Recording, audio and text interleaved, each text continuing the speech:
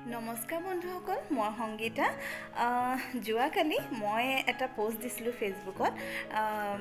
আপোনাৰ গ্ৰন্থমেলা মই গৈছিলোঁ আৰু গ্ৰন্থমেলাত সঁচাকৈ মোৰ বিৰাট ভাল লাগিলে। তাত মই এটা কবিতাও, মোৰ স্বৰচিত কবিতা এটিও আবৃত্তি কৰিবলৈ মই সুবিধা অকণ পালোঁ।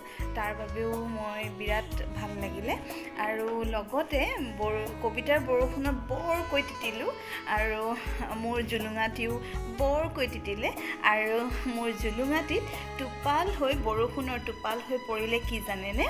কৌশিক নন্দন বৰুৱাৰ এয়া সৰাফুল আৰু আনখন হৈছে নিৰিবিলি। এইখন নিৰিবিলি, খুব ধুনীয়া কিতাপ। নিৰিবিলিখনো ষ্টাৰ্ট কৰিছোঁ, অকণমান কালি আহিয়ে চালোঁ আৰু সৰা ফুলখনো মই পঢ়িবলৈ ষ্টাৰ্ট কৰি দিছোঁ ইতিমধ্যে।